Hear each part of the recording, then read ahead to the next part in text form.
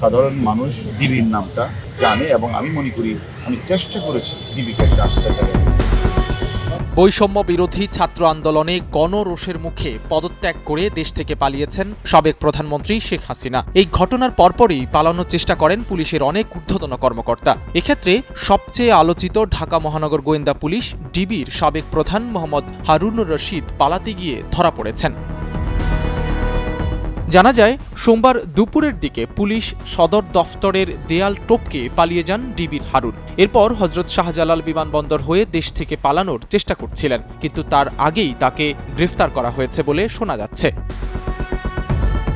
Police সদর দফতরের একটি সূত্র জানিয়েছে, প্রধানমন্ত্রী শেখ হাসিনার দেশ ত্যাগের খবর জানার পর শাহবাগে লোকজনের সংখ্যা বাড়তে থাকে। এর আগে হারুন রশিদ দিনভর পুলিশ প্রধানের সঙ্গেই ছিলেন, কিন্তু হাসিনার দেশ ত্যাগের খবর পাওয়ার পর থেকে ওয়ারলেসে তিনি আর কোনো নির্দেশনা দেননি। আলোচিত পুলিশ কর্মকর্তা হারুন পুলিশ সদর দফতরের পূর্ব পাশে থাকা সিটি কর্পোরেশনের সীমানার দেয়াল টপকে বেরিয়ে পড়েন। পরে নরমাল পোশাক পরে জনসাধারণের বেশে বিমানবন্দরে পৌঁছান বলে জানা গেছে।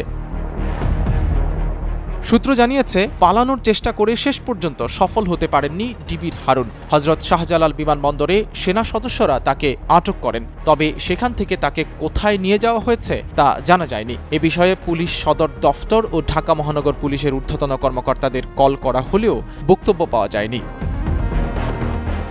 নানা বিতর্কিত কর্মকাণ্ডে জড়িত ডিবির সাবেক প্রধান হারুনুর রশিদকে আটক করার পর অজ্ঞাত স্থানে হেফাজতে নিয়ে জিজ্ঞাসাবাদ করা হচ্ছে বলে জানা গেছে।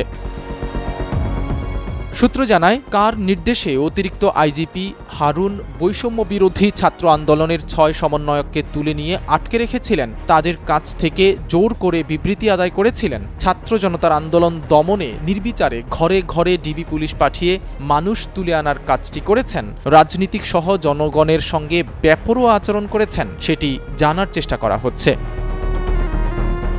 হারুন এডিশনাল এসপি থাকার সময় 2011 সালের 6 জুলাই সংসদ ভবনের সামনে তৎকালীন বিরোধী দলীয় চিফ হুইপ জয়নুল আবেদিন ফারুককে শারীরিকভাবে হেনস্থা করেছিলেন। সেই থেকে সমালোচিত এই পুলিশ কর্মকর্তা শেখ হাসিনার আনুকূল্য পেতে থাকেন, আর একের পর এক পদোন্নতি আর গুরুত্বপূর্ণ জায়গায় পদায়ন হয় তার। সাঈদ রহমান, কালের কণ্ঠ।